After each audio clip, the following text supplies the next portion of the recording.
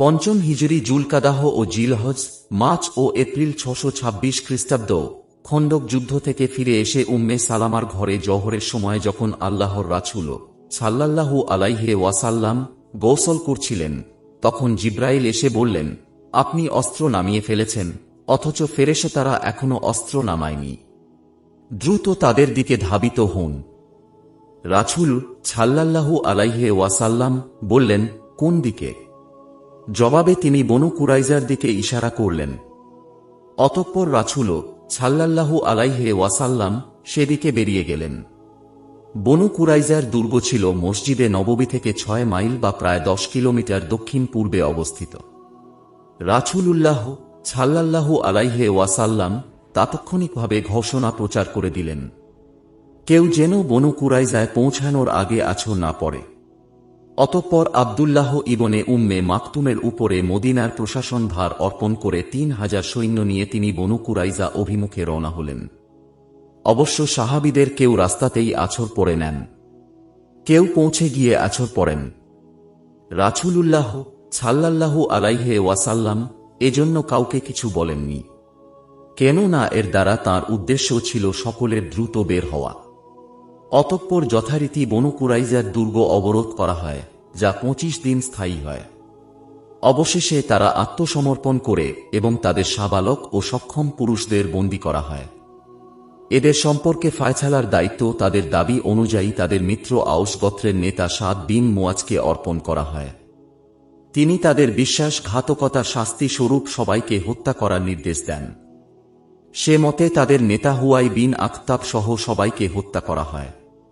নিহতদের সংখ্যা নিয়ে বিদ্বানগণ মতভেদ করেছেন। ইবনু ইসহাক 600, কাতাদাহ 700 ও সুহাইলি 800 থেকে 900 এর মধ্যে বলেছেন। পক্ষান্তরে জাবের রাদিয়াল্লাহু আনহু বর্ণিত সহিহ হাদিস সমূহে 400 বর্ণিত হয়েছে। যদি তারা ফায়সালার দায়িত্ব রাসূল সাল্লাল্লাহু আলাইহি ওয়াসাল্লাম কে দিত, তাহলে হয়তো পূর্বেকার 2 গোত্রের ন্যায় তাদেরও নির্বাসন দণ্ড হতো। অতঃপর তাদের কয়েদি ও শিশুদের নাজাদে নিয়ে বিক্রি করে তার বিনিময়ে ঘোড়া ও অস্ত্রশস্ত্র খরিদ করা হয়। অবরোধকালে মুসলিম পক্ষে খাল্লাদ বিন সুওয়াইদ শহীদ হন এবং উকাশার ভাই আবু সিনান বিন মিহছান স্বাভাবিক মৃত্যু বরণ করেন। তাকে বনু কুরাইজার গোরস্থানে দাফন করা হয়। উপর থেকে চাক্কি ফেলে খাল্লাদকে হত্যা করার অপরাধে বনু কুরাইজার একজন মহিলাকে হত্যা করা হয়। উক্ত মহিলা ব্যতীত কোন নারী বা শিশুকে হত্যা করা হয়নি।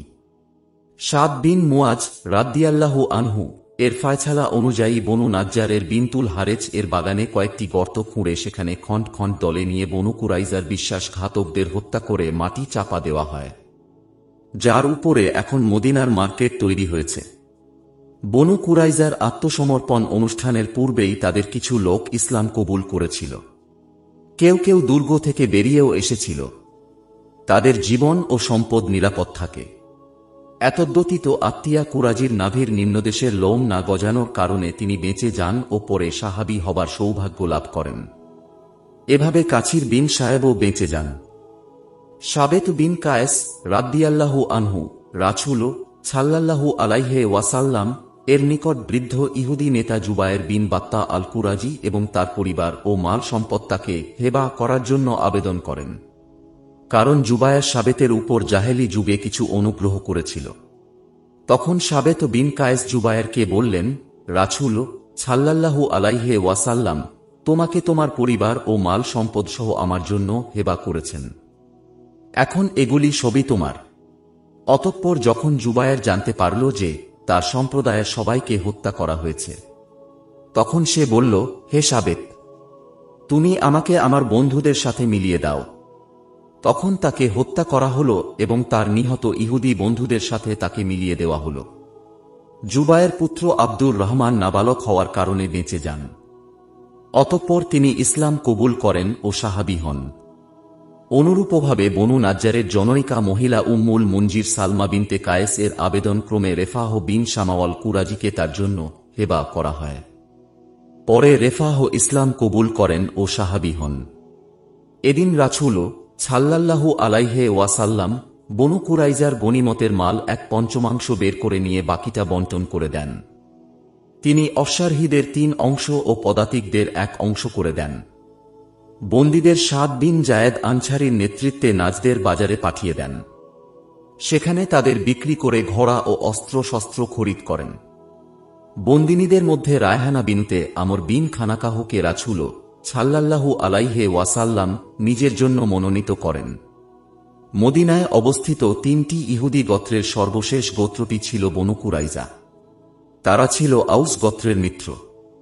এদের সঙ্গে রাসূল সাল্লাল্লাহু আলাইহি ওয়াসাল্লাম এর চুক্তি ছিল যে তারা বহিঃশত্রুর আক্রমণকালে সর্বদা রাসূল সাল্লাল্লাহু আলাইহি ওয়াসাল্লাম কে সাহায্য করবে। গোত্র নেতা কাব বিন আসাদ আল কৌরাজি নিজে উক্ত চুক্তিতে স্বাক্ষর করেন। তাদের বাসস্থান ছিল মুসলিম আবাসিক এলাকার পিছনে। মাসব্যাপী খন্দক যুদ্ধ চলাকালীন সময়ে তারা মুসলিম বাহিনীকে কোনো রূপ সাহায্য করেনি। মুনাফিকদের ন্যায় তারাও যুদ্ধের গতি প্রকৃতি পর্যবেক্ষণ করছিল। ইতিমধ্যে বিতাড়িত বনু নাজির ইহুদি গোত্রের নেতা হুয়াই বিন আখতাব খায়বর থেকে অতি সংগোপনে বনু কুরাইজার দুর্গে আগমন করে এবং তাদেরকে নানাভাবে মুসলিম বাহিনীর বিরুদ্ধে ফুসলাতে থাকে। সে তাদেরকে বুঝায় যে কুরাইশের নেতৃত্বে সমস্ত আরবের দুর্ধর্ষ সেনাদল সাগরের জোয়ারের মতো মদিনার উপকণ্ঠে সমবেত হয়েছে। তারা সবাই এই মর্মে আমার সাথে ওয়াদাবদ্ধ হয়েছে যে মুহাম্মদ ও তাঁর সাথীদের উৎখাত না করা পর্যন্ত তারা ফিরে যাবে না। কাব বিন আসাদ দুর্গের দরজা বন্ধ করে দেন ও বারবার তাকে ফিরে যেতে বলেন এবং মুহাম্মাদের সঙ্গে চুক্তি ভঙ্গ করবেন না বলে স্পষ্ট জানিয়ে দেন। কিন্তু ধুরন্ধর হুয়াইয়ের অব্যাহত চাপ ও তোষামদিতে অবশেষে তিনি কাবু হয়ে পড়েন। তখন একটি শর্তে তিনি রাজি হন যে যদি কুরাইশ ও গাত্তফানিরা ফিরে যায় এবং মুহাম্মাদকে কাবু করতে না পারে তাহলে হুয়াই তাদের সঙ্গে তাদের দুর্গে থেকে যাবেন। হুয়াই এ শর্ত মেনে নেন এবং বনু কুরাইজা চুক্তিভঙ্গের সিদ্ধান্ত নেয়। এ খবর রাসূল সাল্লাল্লাহু আলাইহি ওয়াসাল্লাম এর কর্ণগোচর হলে তিনি আউস ও খাজরাজ গোত্রের দুনেতা সাদ বিন মুয়াজ ও সাদ বিন ওবাদাহ এবং আব্দুল্লাহ বিন রাওয়াহা ও খাওয়াত বিন জুবায়েরকে পাঠান সঠিক তথ্য অনুসন্ধানের জন্য। তিনি তাদেরকে বলে দেন যে চুক্তিভঙ্গের খবর সঠিক হলে তারা যেন তাকে এসে ইঙ্গিতে জানিয়ে দেয় এবং অন্যের নিকটে প্রকাশ না করে। তারা সন্ধান নিয়ে এসে রাসূল সাল্লাল্লাহু আলাইহি ওয়াসাল্লাম কে বললেন, রাজি এর আজাল ও কাররাহ গোত্রদ্বয়ের ন্যায় বিশ্বাসঘাতকতার ঘটনা ঘটেছে। প্রথমে 2য় হিজরির রমজান মাসে বনু কায়নুকা, অতঃপর 4র্থ হিজরির রবিউল আওয়ালে বনু নাজির এবং সর্বশেষ 5ম হিজরির জিলহজ মাসে 3য় ও সর্বশেষ ইহুদি গোত্র বনু কুরাইজার নির্মূলের ফলে মদিনা ইহুদি মুক্ত হয় এবং মুসলিম শক্তি প্রতিবেশী কুচক্রীদের হাত থেকে রেহাই পায়। এক্ষণে আমরা বনু কুরাইজা যুদ্ধের উল্লেখযোগ্য বিষয়সমূহ বিবৃত করব। অবরোধকালে বনু কুরাইজার জনৈকা মহিলা যজাতার পাট নিক্ষেপ করে সাহাবী খাল্লাদ বিন সুওয়াইদকে হত্যা করে। এর বদলা স্বরূপ পরে উক্ত মহিলাকে হত্যা করা হয়। খাল্লাদ ছিলেন এই যুদ্ধে একমাত্র শহীদ। তিনি বদর, ওহুদ, খন্দক ও বনু কুরাইজার যুদ্ধে অংশগ্রহণ করেন। তার মাথা কঠিনভাবে চূর্ণ হওয়ার কারণে লোকেরা ধারণা করত যে রাসূল সাল্লাল্লাহু আলাইহি ওয়াসাল্লাম তার সম্পর্কে বলেন তিনি 2 শহীদের সমান নেকি পাবেন। উভয় পক্ষে তীর নিক্ষেপের এক পর্যায়ে আউস নেতা সাদ ইবনু মুয়াজ রাদিয়াল্লাহু আনহু তীরবিদ্ধ হন। এতে তাঁর হাতের মূল শিরা কর্তিত হয়, যাতে প্রচুর রক্তক্ষরণের ফলে তিনি মৃত্যুর আশঙ্কা করেন। ফলে তিনি আল্লাহর নিকটে দোয়া করেন এই মর্মে যে, হে আল্লাহ, যদি কুরাইশদের সঙ্গে যুদ্ধ এখনো বাকি থাকে তাহলে তুমি আমাকে সে পর্যন্ত বাঁচিয়ে রাখো যাতে আমি তোমার জন্য তাদের সাথে জিহাদ করতে পারি।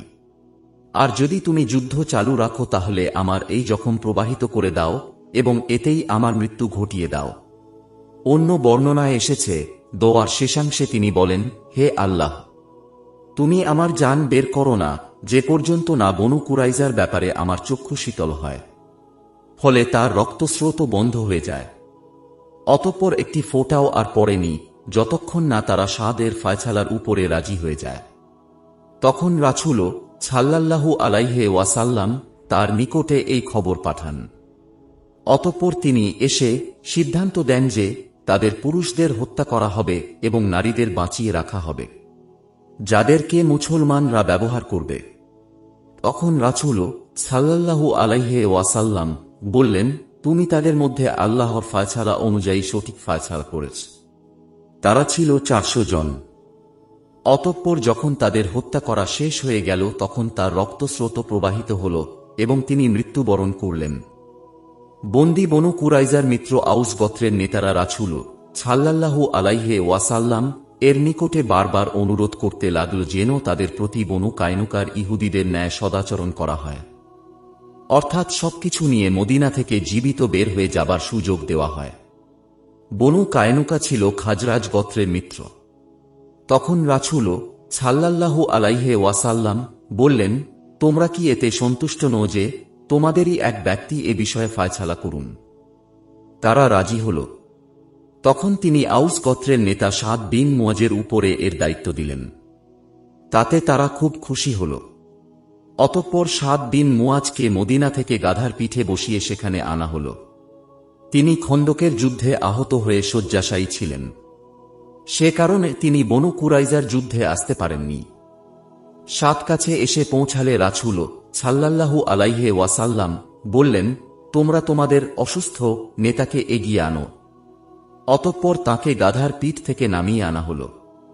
রাসূল সাল্লাল্লাহু আলাইহি ওয়াসাল্লাম তাকে বললেন, হে সাদ, ওইসব লোকেরা তোমার ফায়সালার উপরে নিজেদেরকে সমর্পণ করেছে।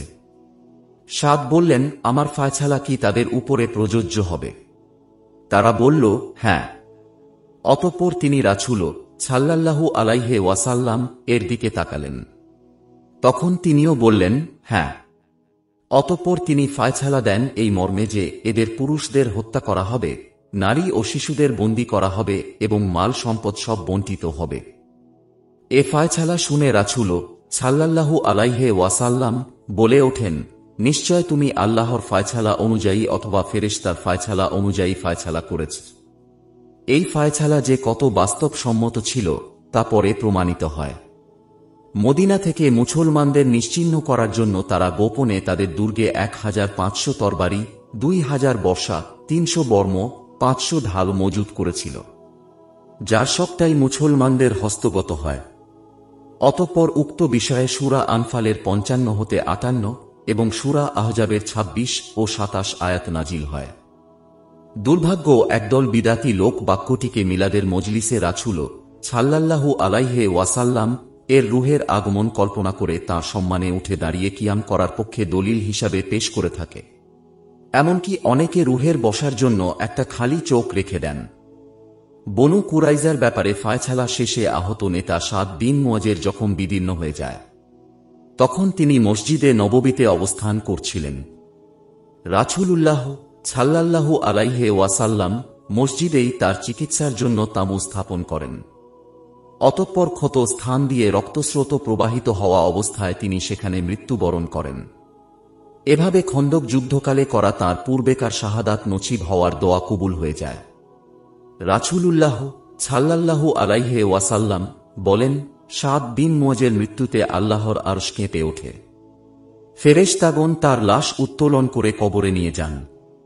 অর্থাৎ কবরে নিয়ে যাওয়ার সময় তার লাশ হালকা অনুভূত হওয়ায় মুনাফিকরা তাচ্ছিল্য করে বলে, তার লাশটি কতই না হালকা।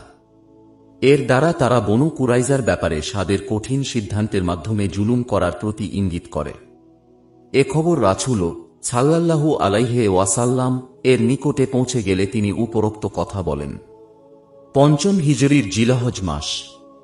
বনু কুরাইজার শত্রুতা থেকে মুক্ত হয়ে কিছুটা স্বস্তির নিঃশ্বাস ফেলার পর খায়বরের আবু রাফে দুর্গের অধিপতি অন্যতম শীর্ষ দুষ্টমতি ইহুদি নেতা এবং মদিনা থেকে বিতাড়িত বনু নাজির গোত্রের অন্যতম সর্দার সাল্লাম বিন আবুল হুকাইককে হত্যার জন্য খাজরাজ গোত্রের বনু সালামাহ শাখার লোকেরা রাসূল সাল্লাল্লাহু আলাইহি ওয়াসাল্লাম এর নিকটে দাবি করে। সাল্লামের উপনাম ছিল আবু রাফে। সে ছিল কাব বিন আশরাফের ন্যায় প্রচণ্ড ইসলাম ও রাসূল বিদ্বেষী ইহুদি নেতা। মুসলিম বাহিনীর বিরুদ্ধে সর্বদা সে শত্রুপক্ষকে সাহায্য করত। উহুদ যুদ্ধের দিন আব্দুল্লাহ ইবনে উবাইয়ের প্ররোচনায় আউস গোত্রের বনু হারেছাহ ও খাজরাজ গোত্রের বনু সালামাহ শাখার লোকেরা ফিরে যেতে উদ্যত হয়েছিল, কিন্তু শেষ পর্যন্ত তারা যায়নি। এ সম্পর্কে সূরা আলে ইমরান 122 আয়াত নাজিল হয়। খন্দকের যুদ্ধের দিনও এরা মুনাফিকদের প্ররোচনায় যুদ্ধের ময়দান থেকে ফিরে যেতে চেয়েছিল এবং রাসূল সাল্লাল্লাহু আলাইহি ওয়াসাল্লাম এর নিকটে ওজর পেশ করেছিল। সেই বদনামি দূর করার জন্য এবং ইতিপূর্বে 3য় হিজরির রবিউল আওয়াল মাসে আউস গোত্রের লোকেরা মুহাম্মদ বিন মাসলামাহর নেতৃত্বে রাসূল সাল্লাল্লাহু আলাইহি ওয়াসাল্লাম এর নির্দেশে কাব বিন আশরাফকে রাতের বেলায় হত্যা করে যে প্রশংসা কুড়িয়েছিল, অনুরূপ একটি দুঃসাহসিক কাজ করার জন্য তারা রাসূল সাল্লাল্লাহু আলাইহি ওয়াসাল্লাম এর অনুমতি প্রার্থনা করে। অতঃপর রাসূল সাল্লাল্লাহু আলাইহি ওয়াসাল্লাম এর অনুমতি নিয়ে আব্দুল্লাহ বিন আতিকের নেতৃত্বে তাদের 5 সদস্যের একটি দল খাইবর অভিমুখে রওনা হয় এবং রাতের বেলা কৌশলে দুর্গের অভ্যন্তরে প্রবেশ করে আবু রাফে সাল্লাম বিন আবুল হুকাইককে হত্যা করে ফিরে আসে। বারা বিন আজেদ রাদিয়াল্লাহু আনহু বলেন, আব্দুল্লাহ বিন আতিক বলেন, ঘুমন্ত অবস্থায় আবু রাফের পেটে তরবারি চালিয়ে হত্যা করার পর আমি দরজা খুলে বেরিয়ে আসি। তখন চাঁদনী রাতে সিঁড়ির শেষ মাথায় এসে পা ফসকে পড়ে যাই। এতে আমার পায়ের নলা ভেঙে যায়। তখন আমি আমার পাগুড়ি দিয়ে ওটা বেঁধে ফেলি। তারপর আমার সাথীদের নিকট চলে আসি। অতঃপর আমি রাসূল সাল্লাল্লাহু আলাইহি ওয়াসাল্লাম এর নিকটে পৌঁছে যাই এবং ঘটনা বলি।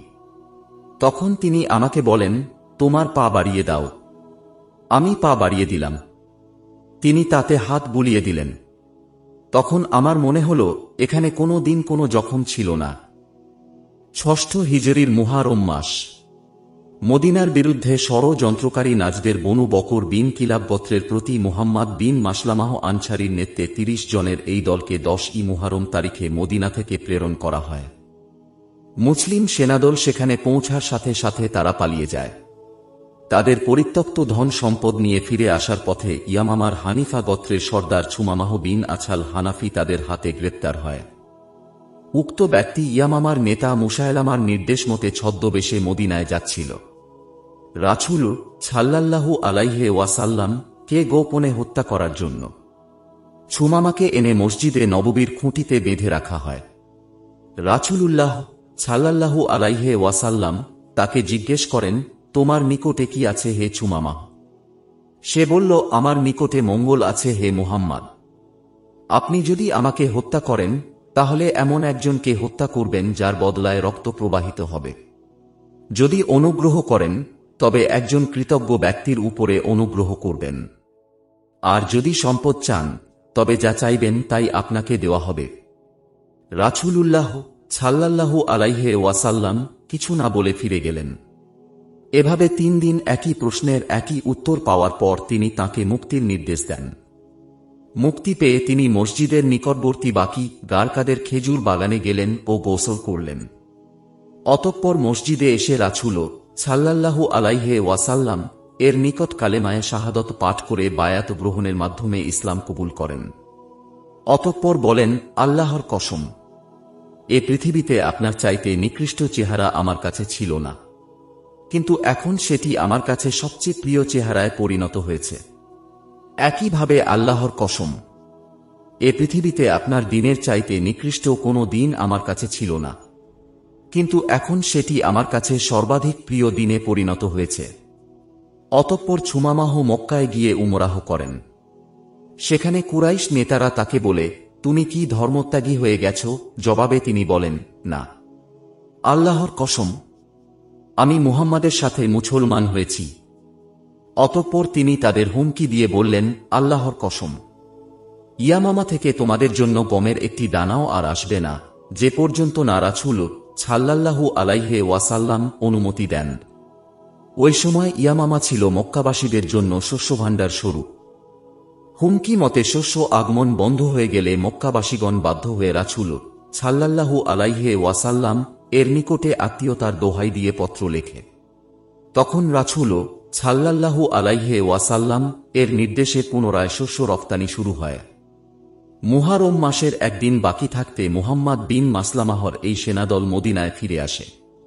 এই অভিযান পরবর্তী সময়ের জন্য খুবই ফলদায়ক প্রমাণিত হয়। 6ষ্ঠ হিজরির রবিউল আওয়াল অথবা আখের 40 জনের একটি সেনাদল বনু আসাদ গোত্রের গামর প্রস্রবণের দিকে উকাশার নেতৃত্বে প্রেরিত হয়। কেননা বনু আসাদ গোত্র মদিনায় হামলা করার জন্য সৈন্য সংগ্রহ করছিল। মুসলিম বাহিনীর আকস্মিক উপস্থিতিতে তারা পালিয়ে যায়। পরে গনিমত হিসাবে 200 উট নিয়ে অত্র বাহিনী মদিনায় ফিরে আসে।